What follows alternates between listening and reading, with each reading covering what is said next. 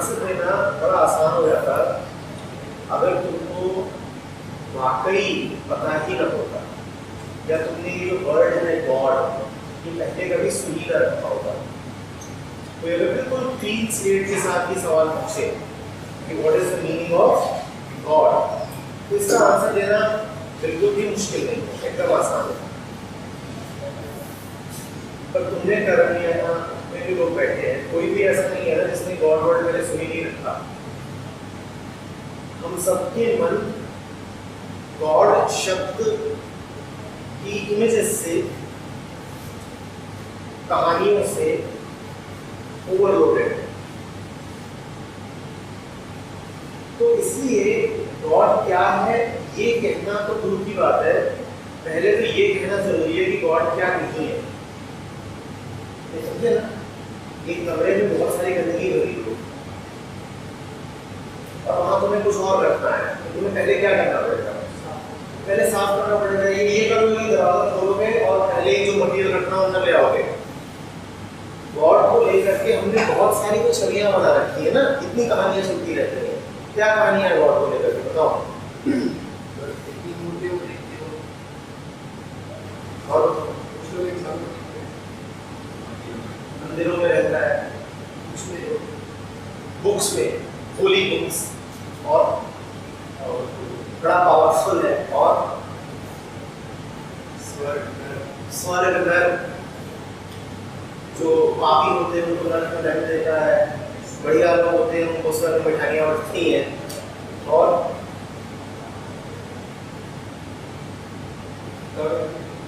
Loving है, loving ही नहीं है, जब वो गुस्सा होता है तो पनिश भी करता है ना? तो ये सब इमेजेस है गॉड की। अब इतनी अभी तो हमने बस शुरुआत करी, एक मिनट बात करी। अगर थोड़ा इसमें और गहराई से जाएंगे तो पता चलेगा इतनी इमेजेस है गॉड की, पहले तो इमेजेस को डिस्ट्रॉय करना जरूरी है ना।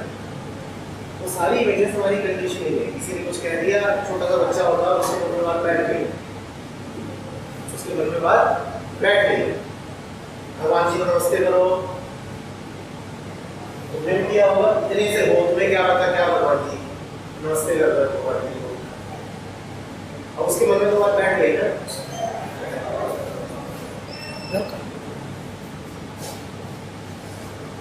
अब वही चीज उसको लेकर के बड़ा होता है।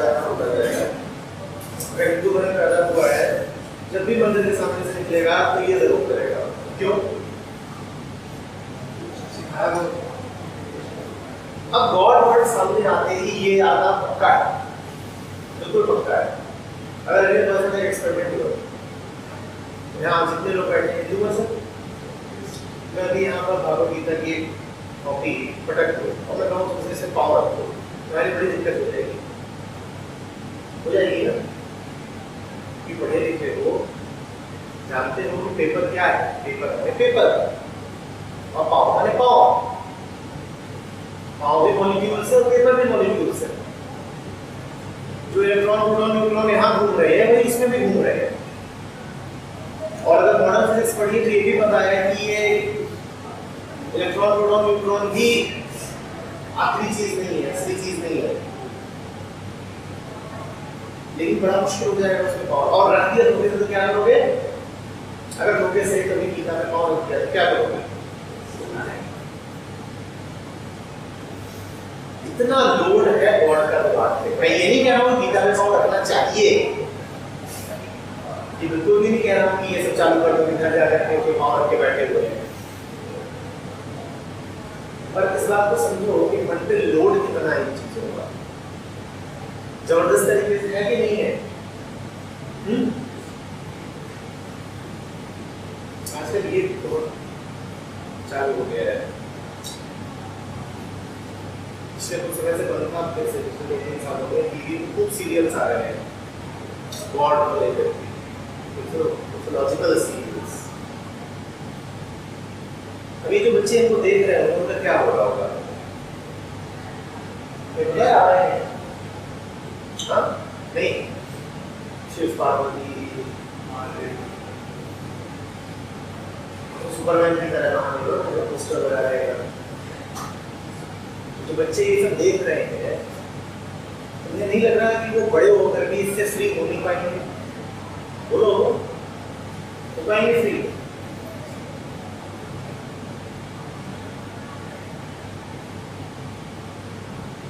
और हर किसी का गॉड अलग अलग है, क्योंकि हर किसी की कंडीशन अलग अलग है।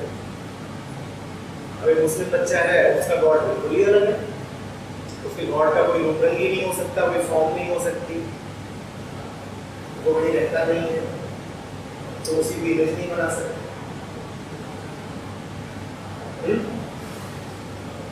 क्यों? तो हिंदू है, उसका गॉड हमेशा बड़ा सजा सबरा होता है।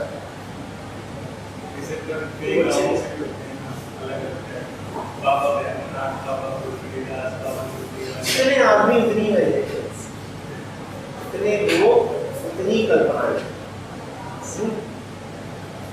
अब तो कैसा लगता है, तुम एक गॉड बनाते हो, वो हिंदू का है, वो खूब कपड़े लत्ते पहन के रहता है, एकदम डेकोरेटेड रहता है, कितनी तो ज्वेलरी रहती है। कभी देखा है कृष्ण की मूर्ति कितनी ज्वेलरी रहती है, मोटक भी रहता है, वो भी डेकोरेशन। और जैनों का गॉड देखता है, पता ही गंदा, चड्डी भी नहीं पहनता, इसकी जैसी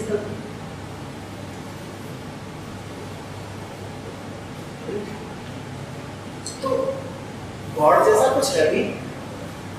हमारे मन में एक कल्पना उठती है और हम उसको गॉड बना देते हैं।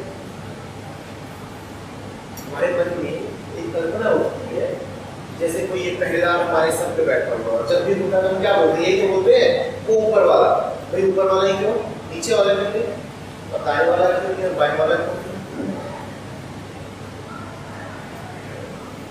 एक आदमी ने कल्पना बनाई और ये कल्पना आपसे नहीं चलती है।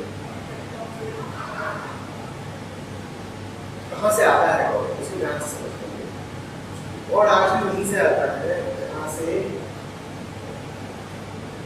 आज से 10,000 साल पहले आता है।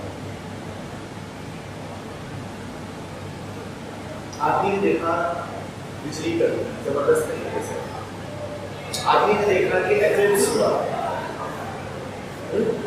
और सूरज तक पे एक काला धब्बा सा आ गया। आदमी ने देखा बड़ी जोर की हवाएं चली,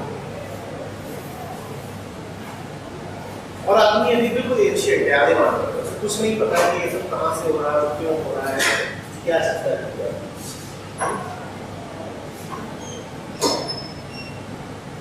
तो आदमी ने क्या करा, आदमी ने कहा कि ये जरूर कोई और आदमी है, बड़ा पावरफुल आदमी है, जो ये सब कुछ कर रहा है। लोग सबसे पुराने करते हैं, अगर तुम खाओगे हो जाए, तो उसमें जो डिविनिटी का पहला कंसेप्शन है, गॉड ऑफ डिविनिटी के बारे में जो पहली सोच है, वो यही है कि वो एक फोर्स ऑफ नेचर है। फोर्सेस ऑफ नेचर को ही महिमामंडित किया गया है और उनको गॉड माना गया है। इसीलिए तुम्हारे पहले देवता थे, वो सारे के सारे प्राकृतिक शक्तियों के रिप्रेजेंटेटिव थे। वरुण माने जल, खूब बारिश हो रही है, आदमी को डर लग रहा है तो वरुण देवता। अग्नि, आग लग रही, पवन, इंद्र, बादल, बारिश। समझ रहे हो बात? तो जो कुछ भी हमें समझ में नहीं आया, वो नहीं जानता था कि बिजली कैसे कड़कती है, उसे नहीं पता था कि इलेक्ट्रोस्टैटिक चार्जेस की क्या थ्योरी है, उसको नहीं पता था कि हवाएं कैसे चलती है, वो नहीं जानता था कि जब एक तरफ हाई प्रेशर रहता है और एक तरफ लो प्रेशर, तो हवा हाई प्रेशर से लो प्रेशर की ओर बहती है, उसे नहीं पता था। वो सोचता था ये जरूर किसी ताकतवर गॉड का काम है। ये बात सिर्फ आदि मानव ही नहीं सोचता था, आदि मानव भी गॉड की कल्पना तभी करता था जब वो डरा हुआ होता था और परेशान होता था। वो जब बिजली कड़कती देखता था तो सोचता था आसमान में कोई बड़ा आदमी बैठा हुआ है और ये उसके दांत जो चमक रहे हैं। वो सोचता था, उसे नहीं पता था ग्रेविटेशनल पुल क्या होती है और सेंट्रीपिटल फोर्स क्या होता है।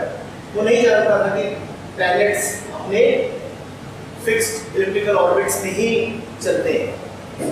तो क्या सोचता था कि सूर्य देव है और उनके घोड़े हैं और घोड़े उनको पृथ्वी के एक सिरे से दूसरे सिरे तक ले जाते हैं। वो ये सब नहीं जानता। तो जहां इग्नोरेंस है वहां पे क्या आ जाता है? गॉड। जहां फियर है वहां क्या आ जाता है? भाई उसे साइंस का कुछ पता नहीं। जब साइंस का पता नहीं तो इग्नोरेंस है। इग्नोरेंस है तो क्या आ गया? गॉड। फियर है तो क्या आ गया? हमारी गायें खूब दूध दे, हमारे शत्रुओं का नाश हो, हे प्रभु ऐसा कर देना। डिजायर है, जहां डिजायर है वहां क्या आ गया? ये तो बड़ा जबरदस्त रिलेशन निकल आया। जहां इग्नोरेंस है वहां गॉड आ गया, जहां डिजायर है वहां गॉड आ गया, जहां फियर है वहां गॉड आ गया। और आज भी इसे आदिमानव एंशिएंट में क्या होता है? आज भी गॉड वहीं आता है जहां पर इग्नोरेंस, फियर या डिजायर होती है। तुम कब जाते हो मंदिर? काम हो रहा है, कोई डिजायर है, तो डिजायर आई तो क्या आ गया? गॉड। और कब जाते हो मंदिर? मंदिर में जो लोग होते हैं ज्यादातर क्या है? परेशानी, फियर है। फियर है तो क्या आ गया? इसका अर्थ ये है कि अगर इग्नोरेंस ना होती, फियर ना होता, डिजायर ना होता तो आदमी को गॉड की भी कोई कल्पना करने की आवश्यकता ही नहीं थी। अब तो मुझे बताओ पर क्या जरूरी है कि मैं तुम्हें ये बताऊं कि गॉड क्या है या ये बताऊं कि इग्नोरेंस, फियर और डिजायर क्या है? क्योंकि गॉड की तो सत्ता ही तभी तक है जब तक मन इग्नोरेंट है, फियरफुल है और डिजायरस है। तो क्या समझना चाहते हो? ये समझना ज्यादा जरूरी है ना।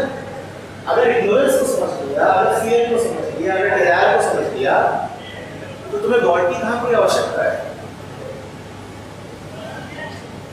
समझ लो बात को। तो गॉड मत पूछो, इनके मन के बारे में पूछो, आदमी के मन के बारे में पूछो, क्योंकि गॉड भी आदमी के मन से ही निकला है। जितनी अब्राहमिक रिलीजन्स हैं इनमें कहते हैं कि भगवान ने बैठ के दुनिया बनाई 7 दिन में बनाई, 6 दिन, 7वें दिन उसने आराम किया। ठीक है, तो जैसे God created the world in 6 days। उसमें किसी ने एक बड़ी मजेदार लाइन जोड़ दी है कि God created man in 6 days। उसमें किसी ने एक लाइन जोड़ दी, and on the 7th day man created God. ये जो हमारा गॉड है ये तो हमारे ही दिमाग की उपज है। ये जो हमारा गॉड है ये तो हमारे ही दिमाग की उपज है। तो गॉड को समझे या अपने दिमाग को समझे? और दिमाग का मतलब क्या है? यही इग्नोरेंस, फियर, डिजायर।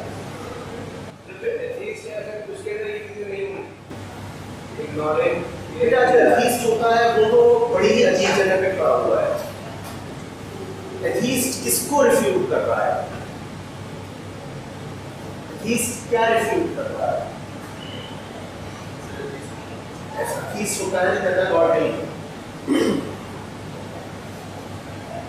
मैं तुमने रात में एक सपना देखा, उस सपने में तुमने लड्डू देखे। तुम्हारी इमेजिनेशन है ना, ड्रीम की इमेजिनेशन में। अब ये एक एथीस्ट है और तुम एक बिलीवर। सुबह उठ के तुम कह रहे हो कि लड्डू है और वो कह रहा है कि लड्डू नहीं है। ये सही बोल रहा है, वो सही बोल रहा है।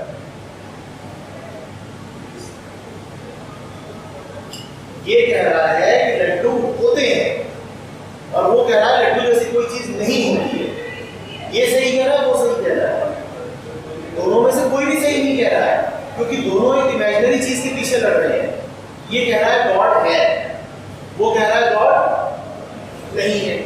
दोनों ही नहीं जानते कि गॉड माने क्या। दोनों ही नहीं समझ रहे हैं कि गॉड तो एक इमेजिनेशन है।